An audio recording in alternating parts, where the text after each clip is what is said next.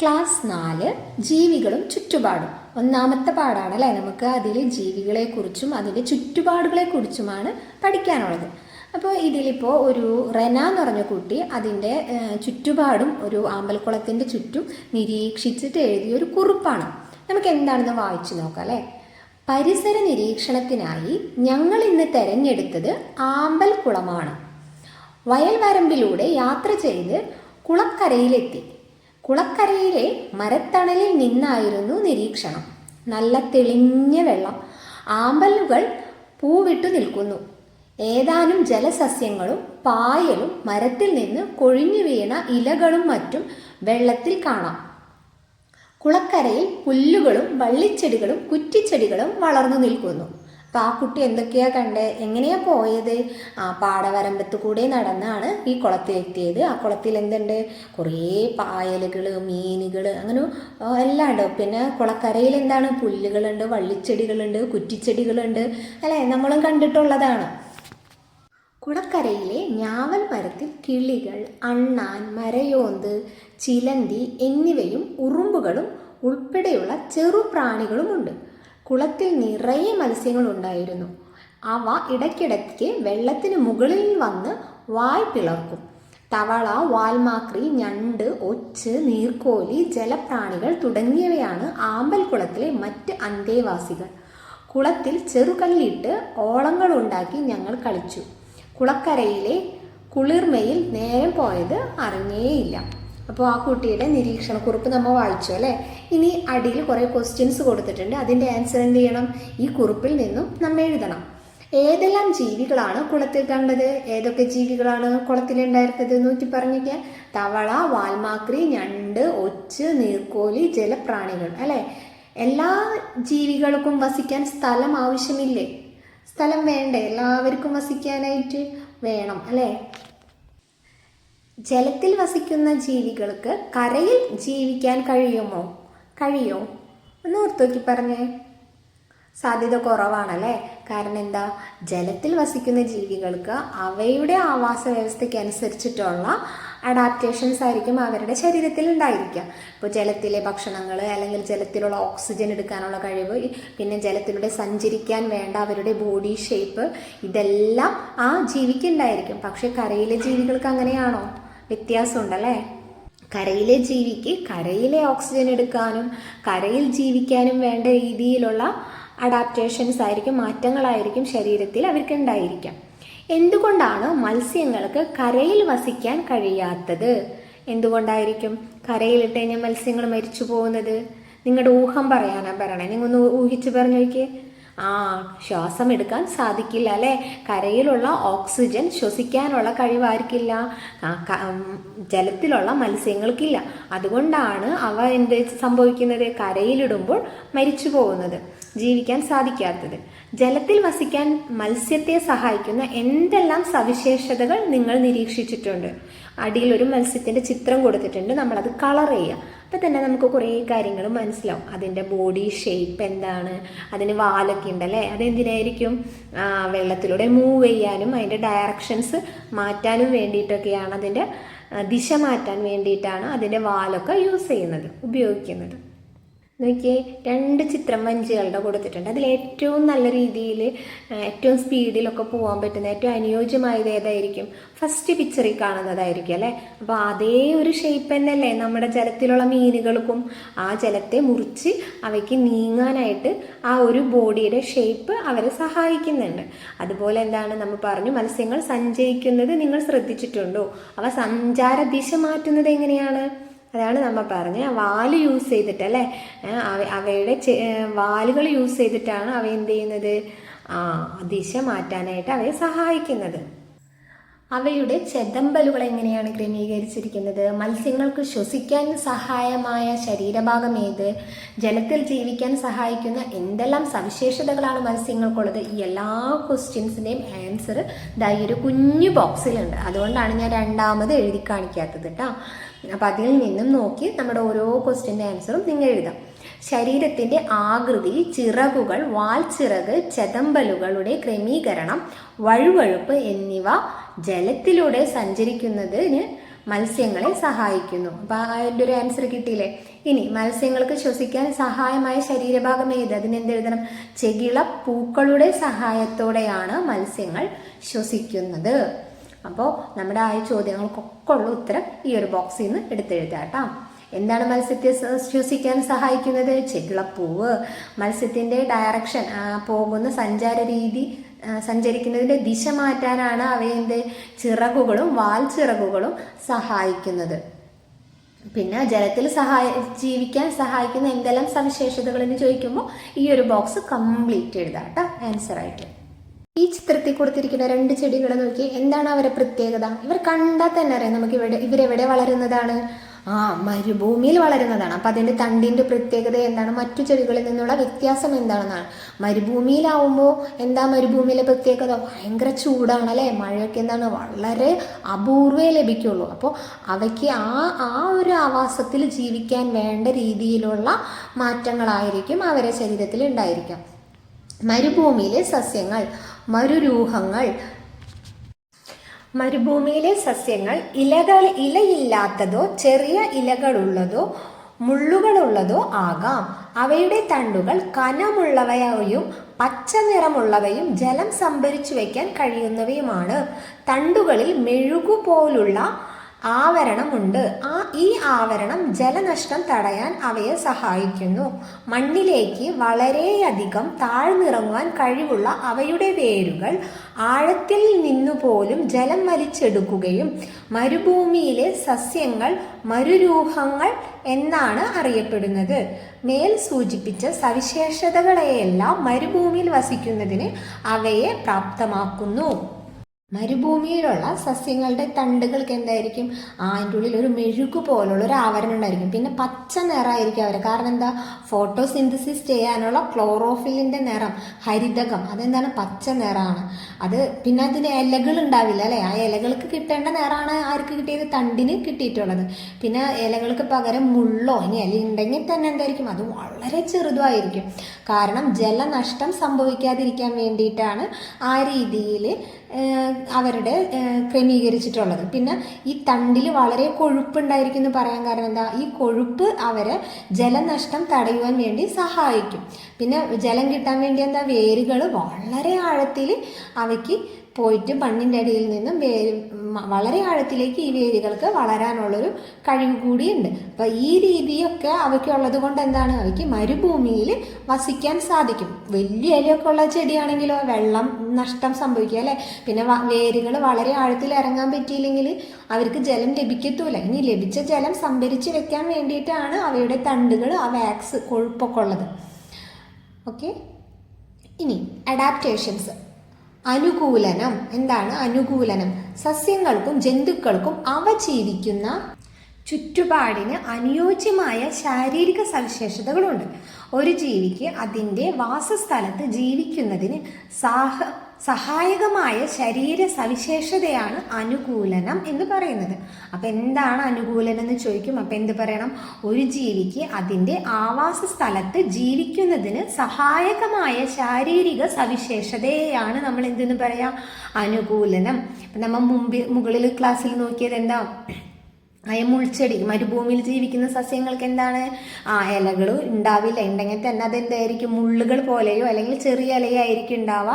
അവയുടെ വേരുകൾ എന്തായിരിക്കും? ആഴത്തിൽ ഇറങ്ങിച്ചെന്നിട്ട് ജലം സംഭരിക്കാനായിട്ടുള്ള, വലിച്ചെടുക്കാനുള്ള കഴിവ് അവർക്ക് കൂടുതലായിരിക്കും. ജലനഷ്ടം സംഭവിക്കാതിരിക്കാൻ വേണ്ടിയിട്ടാണ് അങ്ങനെ മുള്ളുകളും ഇലകളൊന്നും ഇല്ലാത്തത്. തണ്ടിന് എന്തായിരിക്കും? കൊഴുപ്പുള്ളത്. എന്തിനാ? ജലനഷ്ടം സംഭവിക്കാതിരിക്കാൻ വേണ്ടി. അതുപോലെ നമ്മൾ കുറേ മുന്നത്തേൽ നോക്കിയാൽ എന്താ? മീനിനെന്താ? ചെകിളപ്പൂക്കളുണ്ടല്ലേ. ആ വെള്ളത്തിൽ നിന്നും ഓക്സിജൻ വലിച്ചെടുക്കാനുള്ള കഴിവ്, ഓക്സിജൻ വലിച്ചെടുക്കാൻ അവയെ സഹായിക്കുന്നത് ആ ചെകിളപ്പൂക്കളാണ്. അപ്പം അതൊക്കെ അതിൻ്റെ എന്താ? ഒരു അനുകൂലനമാണല്ലേ. പിന്നെ അതിൻ്റെ ബോഡിയുടെ ഷേപ്പ്, വാലുകൾ, ചിറകുകൾ, ഇതൊക്കെ അതിൻ്റെ അനുകൂലനമാണ്, അഡാപ്റ്റേഷനാണ്. വെള്ളത്തിൽ ജീവിക്കാൻ വേണ്ട. അവിടെ ഒരു ക്വസ്റ്റ്യനും കൂടി ഉണ്ടായിരുന്നില്ലേ? കരയിലും വെള്ളത്തിലും ജീവിക്കാൻ സാധിക്കുന്ന ജീവികളുണ്ടോ എന്ന്. എന്താ എൻ്റെ ആൻസർ? വെള്ളത്തിൽ ജീവിക്കുന്ന ജീവിക്ക് കരയിൽ ജീവിക്കാൻ പറ്റുമോ? ചില ജീവികൾക്ക് സാധിക്കും അല്ലേ. എന്തുകൊണ്ടാണ്? അവയ്ക്ക് അതിൻ്റെതായ അനുകൂലനമുണ്ട്. ഇപ്പം തവള വെള്ളത്തിലും ജീവിക്കും കരയിലും ജീവിക്കും. വെള്ളത്തിലാണെങ്കിൽ അത് അതിൻ്റെ തോലിൽ കൂടി ഓക്സിജൻ എടുക്കും. കരയിൽ വന്നാലോ അത് ലങ്സ്, നമ്മൾ ശ്വസിക്കുന്നത് പോലെ തന്നെ അതിന് ശ്വസിച്ചിട്ട് ഓക്സിജൻ എടുക്കാൻ സാധിക്കും. അപ്പോൾ അതിനെന്താണ്, രണ്ടോടത്തും ജീവിക്കാൻ വേണ്ട ശാരീരികമായിട്ടുള്ള അനുകൂലനം അവയ്ക്ക് ലഭിച്ചിട്ടുണ്ട്. ഇനി ഇവിടെ ഒരു ആമ്പലിൻ്റെ ഇലയും തവളയും തമ്മിലുള്ള സംഭാഷണമാണ്. തണ്ടുകളിലെ വായു അറകളുടെ സഹായത്തോടെയാണ് ഞങ്ങൾ വെള്ളത്തിൽ പൊങ്ങി നിൽക്കുന്നത്. വിരലുകൾ തമ്മിൽ ചർമ്മത്താൽ ബന്ധിപ്പിച്ചിരിക്കുന്നത് മൂലം വെള്ളത്തിലൂടെ നീന്താൻ ഞങ്ങൾക്ക് കഴിയും. അപ്പോൾ ആമ്പലിൻ്റെ ഇല പറഞ്ഞത് എന്താ? അവയുടെ തണ്ടുകൾക്കിടയിലൊക്കെ എന്തുണ്ട്? വായു അറകളുണ്ട്. നമ്മിങ്ങനെ പൊട്ടിച്ചു നോക്കാറില്ല, ടിക് ടിക് ടിക് എന്ന് പറഞ്ഞിട്ട് എലി എടുക്കുമ്പോൾ കണ്ടില്ലേ, കുറേ ഹോളുകൾ കണ്ടിട്ടില്ല അല്ലേ? അതൊക്കെ എന്താണ്? വായു അറയാണ്. അപ്പം അതാണ് അവയെ വെള്ളത്തിൽ പൊങ്ങി നിൽക്കാൻ വേണ്ടിയിട്ട് സഹായിക്കുന്നത്. വെള്ളത്തിനടിയിൽ പോയാൽ അവ ചീഞ്ഞു പോകും. അപ്പം അത് അങ്ങനെ പോവാതിരിക്കാൻ വേണ്ടി വെള്ളത്തിൽ പൊന്തി നിൽക്കാൻ വേണ്ടി സഹായിക്കുന്നത് ഈ വായു അറകളാണ്. തവളയ്ക്ക് വെള്ളത്തിൽ നീന്താൻ വേണ്ടി നമ്മൾ കണ്ടിട്ടില്ല, അവരെ കാലെങ്ങനെയാണ് ഈ വിരലുകൾ തമ്മിൽ പരസ്പരം തോലുകൊണ്ട് ചർമ്മം കൊണ്ട് ബന്ധിച്ചിട്ടുണ്ട് അല്ലേ? വെബ് പോലെയാണ്, ഒരു പങ്കായം പോലെ ഇതിന് വെള്ളത്തിൽ നീന്താനായിട്ട് ഈ ഒരു അഡാപ്റ്റേഷൻ അവരെ സഹായിക്കും. ഇവിടെ അഡാപ്റ്റേഷൻ അനുകൂലനം ഏതൊക്കെയാണെന്നാണ് എഴുതേണ്ടത്. ആമ്പലും തവളയും തമ്മിലുള്ള സംഭാഷണം ശ്രദ്ധിച്ചല്ലോ. അവയുടെ കൂടുതൽ അനുകൂലനം ചർച്ച ചെയ്ത് എഴുതുക. ആമ്പലിൻ്റെത് ഒരെണ്ണം നമുക്ക് അതന്നെ എഴുതാം അല്ലേ? വായു അറകൾ അവയെ എന്ത് ചെയ്യുന്നു? വെള്ളത്തിൽ പൊങ്ങി നിൽക്കാൻ സഹായിക്കുന്നു. തവളയുടേതയോ ചർമ്മം കൊണ്ട് വിരലുകൾ ബന്ധിപ്പിച്ചിരിക്കുന്നത് അവയ്ക്ക് വെള്ളത്തിൽ സുഗമമായി സഞ്ചരിക്കാൻ സഹായിക്കുന്നു. അങ്ങനെ നമുക്ക് എഴുതാം. രണ്ടാമത്തെ അഡാപ്റ്റേഷൻ എന്തെഴുതാൻ പറ്റും? ആമ്പലിൻ്റെ ഇലയൊന്ന് എടുത്ത് നോക്കിയേ. അതിനൊരു കോട്ടിങ് ഉണ്ട് അല്ലേ? ഒരു മെഴുകു പോലെയുള്ള ഒരു കോട്ടിങ്. ആ ആവരണം ആ ഇലയെ വെള്ളത്തിൽ ചീഞ്ഞു പോവാതിരിക്കാനായിട്ട് സഹായിക്കും. മറ്റുള്ള ചെടികളുടെ ഇലകൾ വെള്ളത്തിൽ വീണ എന്താ? ചീഞ്ഞു പോകും അല്ലേ? അപ്പോൾ ഈ ഇലയിൽ മുകളിലെ ഭാഗത്ത് എന്താണ്? ഒരു മെഴുകു പോലെയുള്ള ആവരണമുണ്ട്. അത് ഈ ആമ്പലിൻ്റെ ഇല ചീഞ്ഞു പോവാതിരിക്കാൻ വേണ്ടി സഹായിക്കുന്നു. അതുപോലെ തവളയുടെ സ്കിൻ, അതൊരു പ്രത്യേകതരം സ്കിന്നാണ്. ആ സ്കിന്നിലൂടെയാണ് തവളയ്ക്ക് എന്ത് ചെയ്യാൻ പറ്റുന്നത്? വെള്ളത്തിൽ ഓക്സിജന് ലഭിക്കുന്നത്, വെള്ളത്തിലുള്ള ഓക്സിജൻ എടുക്കാൻ സാധിക്കുന്നത്. അപ്പം നമുക്ക് എന്തെന്ന് പറയാം? ത്വക്കിലൂടെയുള്ള ശ്വസനം, അതൊരു അനുകൂലനമല്ലേ തവളയുടെ? അപ്പം നമ്മൾ ആമ്പലിൻ്റെയും തവളയുടെയും രണ്ട് അനുകൂലനങ്ങൾ എഴുതിയല്ലേ. ചിത്രത്തിലെ ജീവികൾ എവിടെയെല്ലാം ആണ് വസിക്കുന്നത്? ഏതൊക്കെ ജീവികളാണ് കൊടുത്തിരിക്കുന്നത്? ആട്, ചെമ്മീൻ, ആമ. ആടെവിടെയാ ജീവിക്കണേ? കരയിലാണ് അല്ലേ? അപ്പോൾ ചെമ്മീൻ എവിടെ നിന്നാണ് നമുക്ക് കിട്ടുന്നത്? കടലിലല്ലേ? അപ്പം ചെമ്മീൻ വസിക്കുന്നത് ജലത്തിലാണ് അല്ലേ? ആട് വസിക്കുന്നത് കരയിലാണ്, ചെമ്മീൻ വസിക്കുന്നത് ജലത്തിലാണ്. താഴെ ആരാ ഉള്ളത്?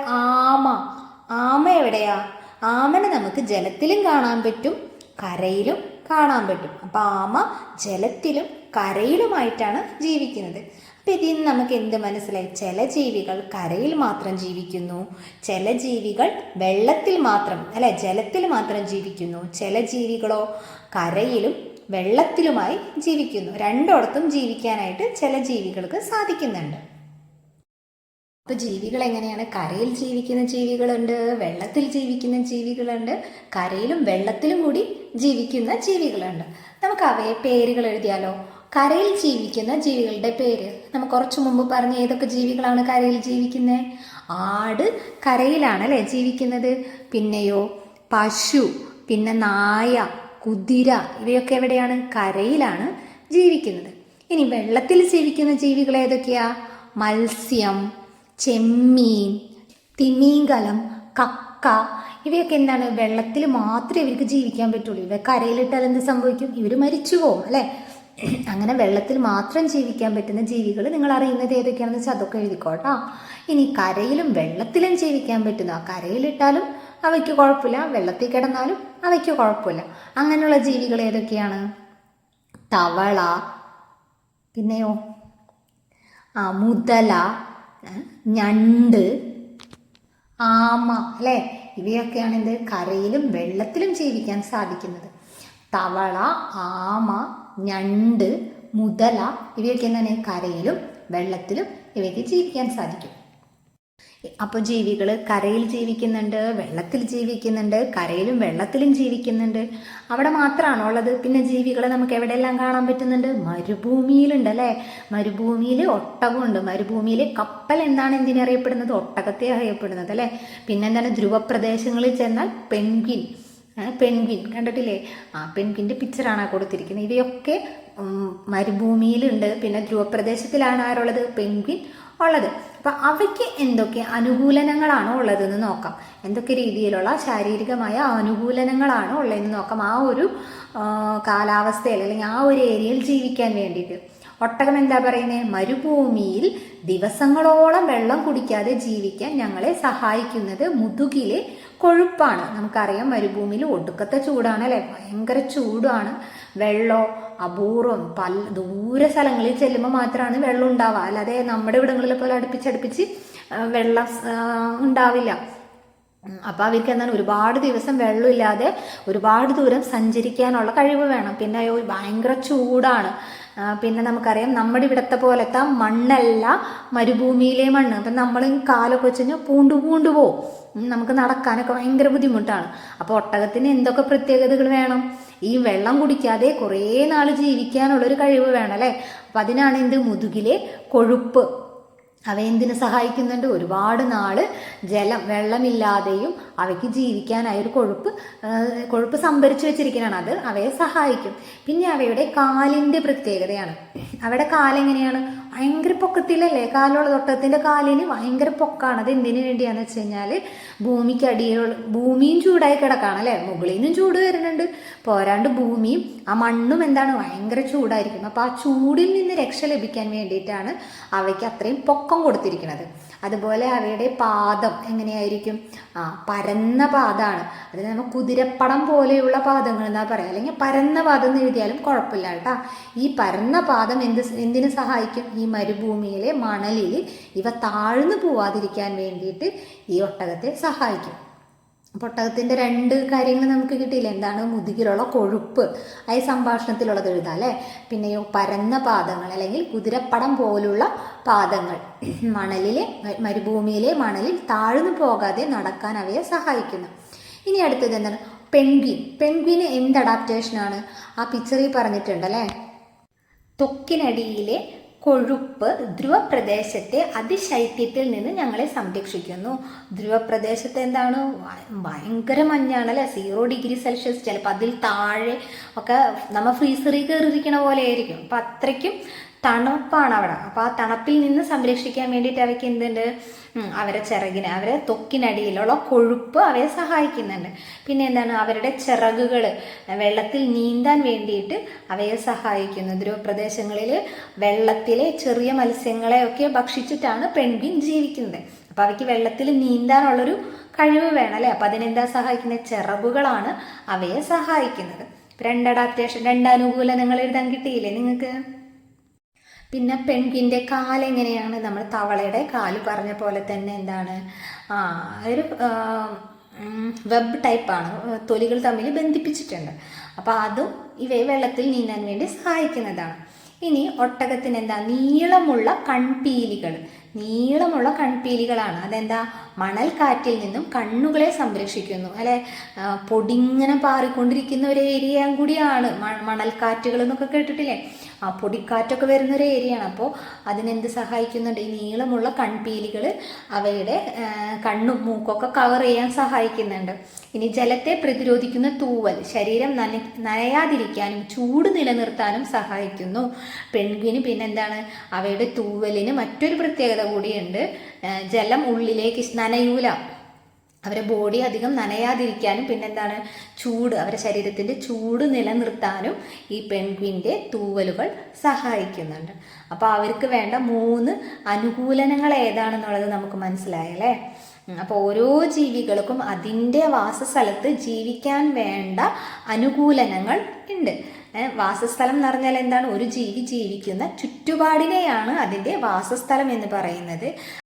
വെള്ളം കുടിക്കാതെയും ഒരു ജീവിതം. നമ്മൾ വെള്ളം കുടിക്കാറില്ല. നമ്മൾ കുറച്ച് വെള്ളമൊക്കെ കുടിക്കണമല്ലോ അല്ലെ? ആവശ്യത്തിനുള്ള വെള്ളമൊന്നും നമ്മൾ കുടിക്കണില്ല. പക്ഷെ നമ്മുടെ ശരീരത്തിന് വെള്ളം ചെല്ലണം കേട്ടോ. ആവശ്യത്തിനുള്ള വെള്ളം നമ്മുടെ ശരീരത്തിൽ ചെല്ലണം. അതിനാണ് നമ്മളോട് വെള്ളം കുടിക്കണം എന്ന് പറയുന്നത്. പക്ഷെ ഈ ഒരു ജീവി കങ്കാരു എലി എന്ന് പറയും, ഈ ഒരു ജീവിയുടെ ശരീരത്തിലേക്ക് എന്ത് വേണ്ട, വെള്ളം കുടിച്ചില്ലെങ്കിലും അവയ്ക്ക് ഒരു കുഴപ്പവും സംഭവിക്കില്ല. മരുഭൂമിയിൽ കാണപ്പെടുന്ന ഒരു ചെറിയ ജീവിയാണ് കങ്കാരു എലി. വെള്ളം കുടിക്കാതെ ജീവിക്കണമെന്ന് പറയുമ്പോൾ തന്നെ അറിയാമല്ലേ അതെവിടെയായിരിക്കും, മരുഭൂമിയിലായിരിക്കും ജീവിക്കാന്നറിയാം. അപ്പം മരുഭൂമിയിൽ ജീവിക്കുന്നത് കൊണ്ട് തന്നെ അവയ്ക്ക് എന്തില്ല, വെള്ളം അധികമായി ലഭിക്കാൻ സാധ്യത കുറവാണ്. അതുകൊണ്ടാണ് അങ്ങനെയൊരു അനുകൂലനം ആ ജീവിക്കുള്ളത്. മരുഭൂമിയിൽ ജീവിക്കുന്നതിനുള്ള നിരവധി അനുകൂലനങ്ങൾ ഇതിനുണ്ട്. പകൽ സമയത്തെ ചൂട് അതിജീവിക്കുന്നതിന് വളരെ ആഴത്തിൽ മാളമുണ്ടാക്കി അതിനുള്ളിൽ ജീവിക്കുന്നു. അപ്പൊ പകൽ സമയത്ത് ഇവ പുറത്തിറങ്ങൂല. പകൽ സമയത്തായിരിക്കല്ലേ ചൂട് കൂടുതൽ, രാത്രിയാകുമ്പോൾ ചൂടുണ്ടാവൂല. അപ്പോൾ ആ ഒരു സമയത്ത് ഇതെന്ത് ചെയ്യും, കുഞ്ഞി മാളെന്നാണെങ്കിൽ ഈ മണ്ണടക്കം ചൂടാവാണ്. അപ്പോൾ അതുകൊണ്ട് വളരെ ആഴത്തിലുള്ള മാളത്തിലായിരിക്കും അവ ജീവിക്കുക. അപ്പോൾ അവിടേക്ക് എന്ത് വരില്ല, ഈ ചൂട് അധികം അങ്ങോട്ട് എത്തൂല. പിന്നെ രാത്രി ആവുമ്പോൾ ഇവ പുറത്തിറങ്ങും ഇതിന് വേണ്ട ഭക്ഷണങ്ങളും മറ്റും കഴിക്കാൻ വേണ്ടി. പകൽ സമയത്ത് ഇവ പുറത്തേക്ക് വരൂല, ചൂട് കാരണം. രാത്രി കാലങ്ങളിലാണ് ഇര തേടുന്നത്. ഒട്ടും തന്നെ വെള്ളം കുടിക്കാതെ ഇവയ്ക്ക് ജീവിക്കാൻ ഇവയ്ക്ക് കഴിയും. പ്രധാന ആഹാരമായ ധാന്യങ്ങളിൽ നിന്നും വിത്തുകളിൽ നിന്നും ശരീരത്തിലെ കൊഴുപ്പിൽ നിന്നും ഇവയ്ക്ക് ആവശ്യമായ ജലം ലഭിക്കുന്നു. വിയർപ്പിലൂടെ മൂത്രത്തിലൂടെയും ജലനഷ്ടം വളരെ കുറവാണ്. അപ്പോൾ ഇവ വെള്ളം കുടിച്ചില്ലെങ്കിൽ കൂടിയും ഇവയ്ക്ക് എവിടെ നിന്നാണ് ഈ ജലം ലഭിക്കുന്നത്, ഇവ കഴിക്കുന്ന സസ്യങ്ങളുണ്ട് അല്ലെ, വിത്തുകൾ, സസ്യങ്ങളുടെ വിത്തുകളിൽ ജലം കുറച്ച് സ്റ്റോർ ചെയ്ത് വെച്ചിട്ടുണ്ടാകും. അതും ധാന്യങ്ങളിൽ നിന്നുമുള്ള ജലം ഇവയ്ക്ക് ലഭിക്കുന്നു. പിന്നെ ഇവയ്ക്ക് എന്താണ് മൂത്രമൊഴിക്കുക, അങ്ങനെ അങ്ങനത്തെ പരിപാടിയൊന്നുമില്ല. അപ്പം അപ്പോഴൊക്കെയാണ് ജലനഷ്ടം സംഭവിക്കുക. അപ്പൊ അതെല്ലാം റെഡ്യൂസ് ചെയ്തിട്ടുള്ള രീതിയിലായിരിക്കും, കുറവായിരിക്കും. അപ്പൊ അവയിൽ നിന്നുള്ള ശരീരത്തിന്റെ പുറത്തേക്ക് ജലം നഷ്ടപ്പെടുന്നുണ്ടോ, ഇല്ല. ഈ ലഭിക്കുന്ന ജലം അവ ശരീരത്തിന് വിത്തുകളിൽ നിന്നും മറ്റും ലഭിക്കുന്ന ജലം എന്താണ്, അവരുടെ ശരീരത്തിനുള്ളിലെ പ്രവർത്തനങ്ങൾക്ക് ആവശ്യമായ രീതിയിൽ ഉപയോഗിക്കുന്നു. നീളം കൂടിയ പിൻകാലുകൾ ഉപയോഗിച്ച് കങ്കാരുവിനെ പോലെ ചാടി ചാടിയാണ് സഞ്ചരിക്കുന്നത്. കവിൾ ഭാഗത്തുള്ള സഞ്ചിയിൽ ധാന്യങ്ങളും വിത്തുകളും ശേഖരിച്ചു വെക്കുവാനും ഇവയ്ക്ക് കഴിയും. അപ്പോൾ കഴിച്ച് അവ എന്ത് ചെയ്യണം, സ്റ്റോർ ചെയ്ത് വെക്കും. പകൽ സമയത്ത് മറ്റോ ഇനി ഫുഡ് കിട്ടാത്ത നേരത്തൊക്കെ യൂസ് ചെയ്യാൻ പറ്റും അല്ലേ. അപ്പോൾ ഫുഡ് കിട്ടുമ്പോൾ എന്താണ്, അത് മുഴുവൻ കഴിച്ച് ഇവിടെ അവരുടെ സഞ്ചി പോലൊരു ഭാഗമുണ്ട് കവിളത്ത്, കുരങ്ങിനൊക്കെ ഉണ്ടല്ലേ. അപ്പോൾ അതെന്തെങ്കിലും ഇങ്ങനെ സ്റ്റോർ ചെയ്ത് വെക്കും അവർ. അപ്പോൾ കങ്കാരു എലിയുടെ അനുകൂലനങ്ങൾ ഏതൊക്കെയാണോ എന്ന് പറഞ്ഞൊക്കെ, ബാക്കിൽ നീളമുള്ള കാല് യൂസ് ചെയ്തിട്ട് ചാടിച്ചാടിയാണ് അവ എന്ത് ചെയ്യുന്നത്, സഞ്ചരിക്കുന്നത്. പിന്നെ സ്റ്റോർ ചെയ്യാൻ ഫുഡ്, ഭക്ഷണം കഴിച്ചത് കവിൾ ഭാഗത്ത് സഞ്ചിയിൽ അവ ധാന്യങ്ങളും വിത്തുകളും സൂക്ഷിച്ചു വെക്കാനായിട്ട്, ശേഖരിച്ച് വെക്കാനായിട്ട് അവയ്ക്ക് കഴിയും. പിന്നെ ഈ ധാന്യങ്ങളിൽ നിന്നും വിത്തുകളിൽ നിന്നും പിന്നെ ശരീരത്തിലെ കൊഴുപ്പ്, അതിൽ നിന്നൊക്കെയാണ് ഇവയ്ക്ക് വേണ്ട ജലം അവർക്ക് ലഭിക്കുന്നത്. പിന്നെ ജലം നഷ്ടപ്പെടാതിരിക്കാൻ എന്താണ്, വേർക്കെ മൂത്രത്തിലൂടെയൊന്നും ജലനഷ്ടം അവയിൽ സംഭവിക്കാറില്ല, വളരെ കുറവാണ് അതൊക്കെ.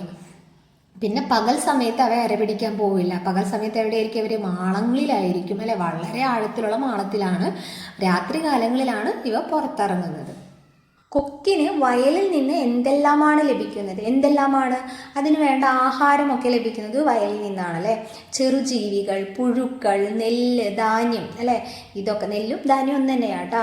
ഇതൊക്കെ എവിടെ നിന്നാണ് ലഭിക്കുന്നത്, അതിന് വയലിൽ നിന്നാണ് ലഭിക്കുന്നത്.